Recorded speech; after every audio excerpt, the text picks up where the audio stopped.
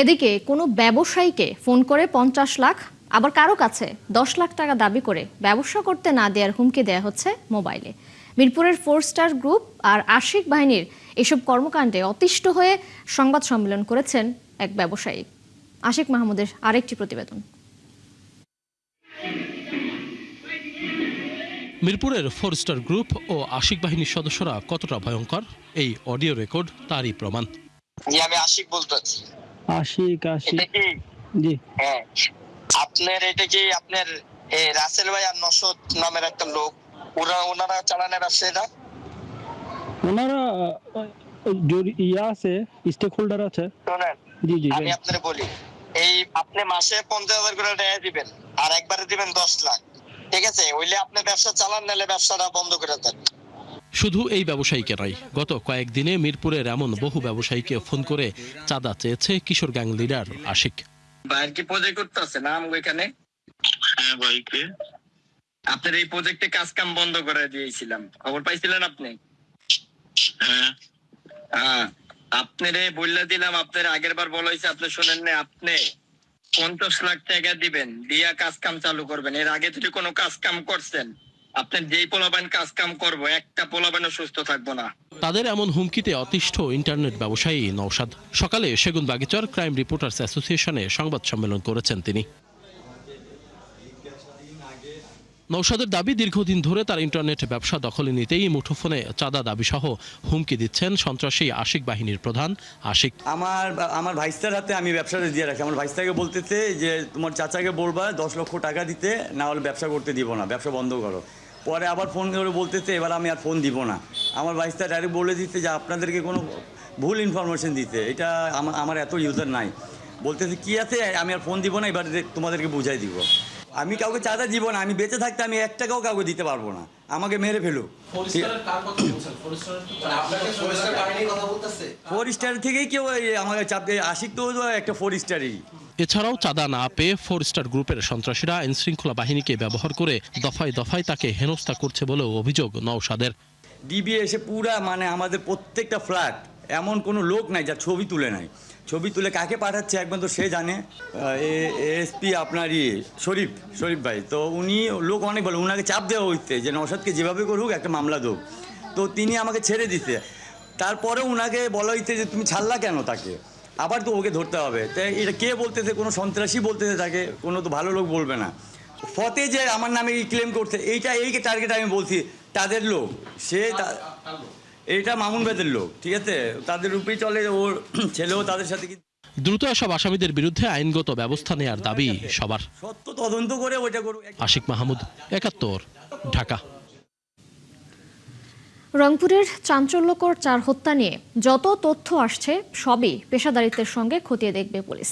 নগরের মাছুয়াপাড়া এলাকায় নিহত শিক্ষক গণপতি চক্রবর্তীর বাড়ি পরিদর্শনের পর সাংবাদিকদের এই কথা বলেন মেট্রোপলিটন পুলিশের নবনিযুক্ত কমিশনার মাহবুবুর রশিদ।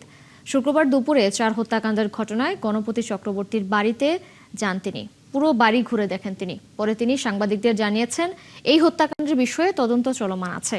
সাক্ষ্য প্রমাণ শেষে সুবিচার নিশ্চিতের লক্ষ্যে কাজ করছে পুলিশ। এরই মধ্যে সব আলামত সংগ্রহ করে পরীক্ষা নিরীক্ষার জন্য ফরেনসিক ল্যাবে পাঠানোর প্রক্রিয়া চলছে। তিনি আরও জানিয়েছেন এই হত্যাকাণ্ডে মাদকের প্রভাব রয়েছে। খুব দ্রুত তিনি রংপুরকে মাদকমুক্ত করার ঘোষণা দেন। মামলা একটা চাঞ্চল্যকর ঘটনা। এই মামলা নিয়ে সারা দেশে নানান রকম কথাবার্তা হচ্ছে। প্রতিটা কথাবার্তা আপনার সাক্ষ্য প্রমাণ সংগ্রহ করে সেগুলার যথাযথ জবাব দিয়ে মামলাটাকে একটা সঠিক পর্যায়ে নিয়ে আদালতে চার্জশিট দাখিল করে যাতে একটা সুবিচার হয়, আমরা সেই চেষ্টাটাই করছি। শরীফ ওসমান হাদি হত্যার বিচার না হলে বিচার ব্যবস্থার উপর বাংলাদেশের মানুষের আস্থা থাকবে না বলে মন্তব্য করেছেন জাতীয় নাগরিক পার্টির উত্তরাঞ্চলের মুখ্য সংগঠক সার্জিস আলম। শুক্রবার লক্ষ্মীপুর চকবাজার জামে মসজিদে জুমার নামাজ শেষে সাংবাদিক, মুসল্লি ও সাধারণ মানুষের উদ্দেশ্যে তিনি এসব কথা বলেন। সার্জিস আলম বলেছেন, সত্যকে সত্য, ন্যায়কে ন্যায় এবং ভালোকে ভালো বলার সৎ সাহস সবার থাকা উচিত।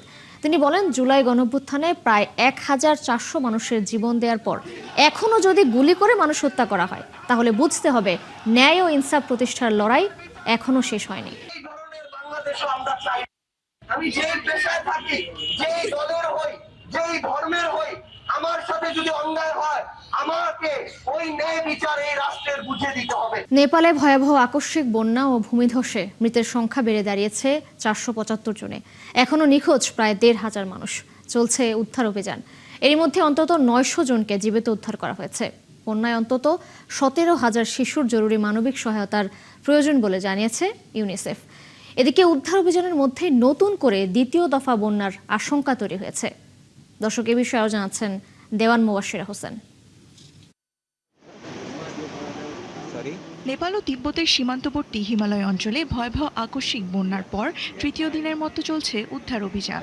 ধ্বংসস্তূপের নিচে জীবিতদের সন্ধান করছেন পুলিশ ও উদ্ধারকর্মীরা। স্নিফার ডগ, বুলডোজার ও ভারী যন্ত্রপাতি ব্যবহার করে সরানো হচ্ছে কাদা, পাথর ও ধ্বংসাবশেষ। ধ্বংসস্তূপের নিচে অনেক মানুষ চাপা পড়ে থাকতে পারেন। এখনই আমরা নিশ্চিত করে বলতে পারছি না কতজন আটকে আছেন। আমরা সর্বোচ্চ চেষ্টা দিয়ে খুব সতর্কভাবে খোঁজ করছি।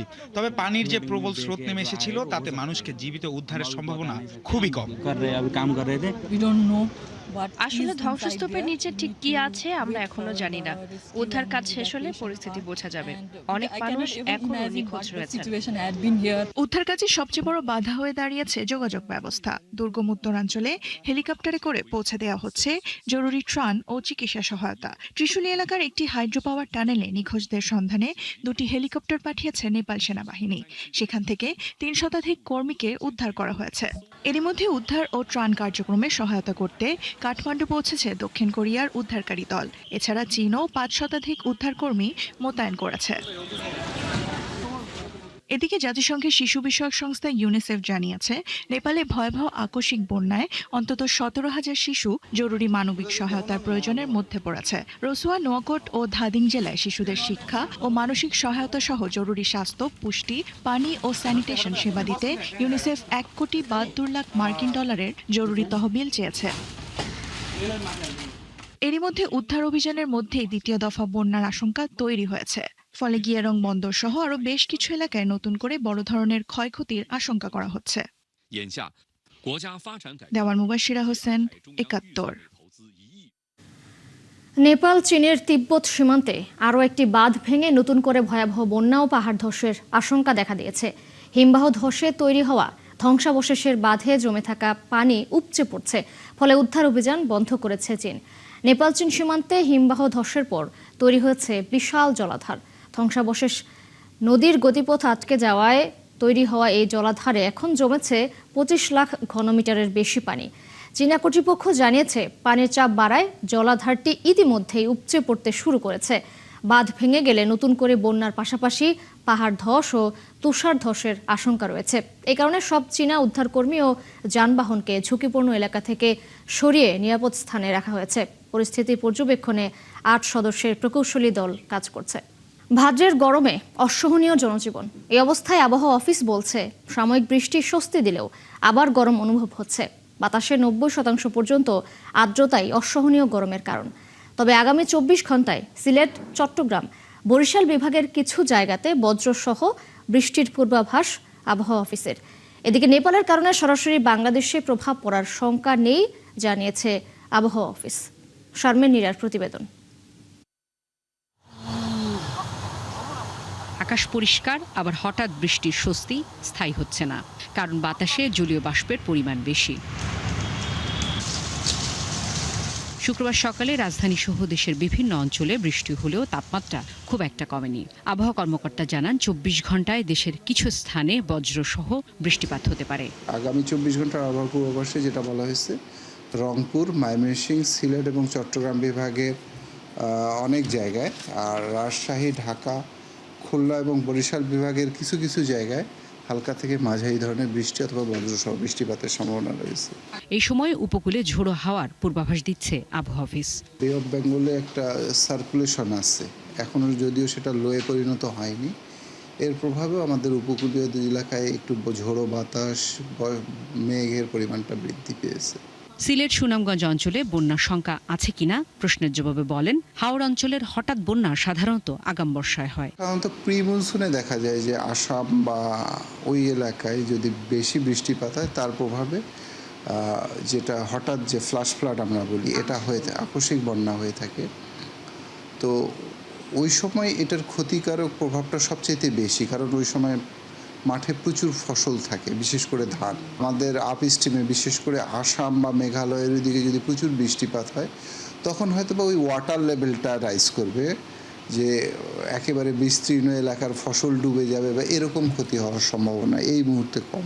সাম্প্রতিক নেপালের ঘটনার পর বাংলাদেশে এমন দুর্যোগের ঝুঁকি নেই বলে মনে করছেন এই আবহাওয়াবিদ। ঘটনা ঘটছে, এটার প্রভাবটা পড়বে মানে ভারতের যে নেপাল এবং ভারতের বর্ডারের যে বিশেষ করে বিহার বা উত্তরপ্রদেশের দিকে, সম্ভবত আমার যতটুকু ধারণা যে বিহারের দিকে। তো ওটা দিয়ে আমাদের টেরিটরিতে আসতে আরও বেশ কিছুটা সময় লাগবে। শারমিন নীরা, ৭১, ঢাকা। সৌদি আরবের রিয়াদে সোফা কারখানায় আগুনে নিহত ৯ বাংলাদেশির দাফন সম্পন্ন হয়েছে। এর মধ্যে ৭ জনকে দাফন করা হয়েছে নওগাঁর আত্রাইয়ে, বাকি 2 জনের রাজশাহী ও নাটোরে। এর আগে সকালের প্রথম জানাজার পর যার যার পরিবারের কাছে মরদেহ বুঝিয়ে দেওয়া হয়। এদিকে পরিবারের সদস্যরা নিহতদের পুড়িয়ে হত্যা করা হয়েছে দাবি করে দ্রুত ঘটনার তদন্ত এবং দোষীদের বিচার দাবি করেছেন। সহকর্মীদের তথ্য ছবিতে প্রতিবেদন। বৃহস্পতিবার ঢাকা থেকে রওনা হয়ে রাত ১টায় নওগাঁর আত্রাই পৌঁছে সৌদি আরবের রিয়াদে আগুনে পোড়া ৭ বাংলাদেশির মরদেহ। সেখানে তাদের কফিন নিতে আগে থেকেই অপেক্ষা ছিলেন স্বজনরা। মরদেহ দেখার পর কান্নায় ভেঙে পড়েন সবাই। আমি প্রতিবন্ধী, আমার আরেকটি ছেলে দৃষ্টিবন্ধী, এখন আমার পরিবারে হাল ধরার মতন কেউ নেই। 2টা ছেলে মেয়ে আছে, তারা জানে মানুষের মতন মানুষ করে যেন সরকার দেয়। এরপর শুক্রবার সকাল 10টায় উপজেলার মোল্লা আজাদ মেমোরিয়াল কলেজ মাঠে একসঙ্গে 7 জনের জানাজা অনুষ্ঠিত হয়। এতে অংশ নেন সংসদ সদস্য শেখ মোহাম্মদ রেজাউল ইসলাম রেজু সহ প্রশাসনের বিভিন্ন পর্যায়ের কর্মকর্তারা। জানাজা শেষে মরদেহগুলো নিহতদের স্বজনদের কাছে হস্তান্তর করা হয়। পরে স্বজনরা নিজ নিজ গ্রামের উদ্দেশ্যে রওনা দেন। নিহত 7 জন হলেন আত্রাই উপজেলার উদনপুই গ্রামের মোহাম্মদ ফরিদ, গন্ডগোহালী গ্রামের রুবেল প্রামাণিক, মোহন আলী, সুমন আলী এবং কলিম উদ্দিন, ডুবাই গ্রামের সোহেল রানা এবং পার কাসুন্দা গ্রামের আব্দুল জলিল সর্দার। নিহত পরিবারগুলোর দাবি, এটি মোটেও দুর্ঘটনা নয়, তাদের হত্যা করা হয়েছে। বেতন পাইছে, ছাড়ার আগে রবিবারে বিকাল 5টার দিকে এই অগ্নিকাণ্ড এসে মারা গেছে। এই ভাই আমার 4 বছর হচ্ছে সৌদি আরব গিয়েছিল, এই সোফা ফ্যাক্টরিতে আগুন দুর্ঘটনায় আমার ভাই নিহত হয়ে গেছে। আত্রাই উপজেলা প্রশাসন জানিয়েছে, আগুনে নিহত বাকিদের ডিএনএ সংগ্রহ করা হয়েছে। পরীক্ষা নিরীক্ষা শেষে দ্রুত তাদেরও মরদেহ দেশে ফেরানো হবে। এবং যে 4 জনের কথা বললেন তাদের পরিবারের ইতিমধ্যে ডিএনএ টেস্টের স্যাম্পল নেওয়া হয়েছে, এগুলো যাচাই করা হবে, দ্রুত পাঠানোর ব্যবস্থা করবে। এদিকে একই ঘটনায় নিহত শ্যামলের দাফন হয়েছে রাজশাহীর বাগমারার ঝিকরা ইউনিয়নে। বিয়ের জন্য অসচ্ছল পরিবারের একটু সচ্ছলতা নিয়ে এসে দেন, এই জন্য আমি অনুরোধ জানাচ্ছি। অন্যদিকে নিহত রবিউল ইসলামের দাফন হয় তার গ্রামের বাড়ি নাটোরের নলডাঙ্গার মহিষডাঙ্গায়। মনিরা কাজুরি, ৭১। দর্শক, চলছে সংবাদ সংযোগ। সরাসরি সংবাদ অনুষ্ঠান দেখতে চোখ রাখুন ৭১-এর ফেসবুক পেজে এবং সাবস্ক্রাইব করুন ৭১-এর ইউটিউব চ্যানেল। থাকুন ৭১-এর সাথে।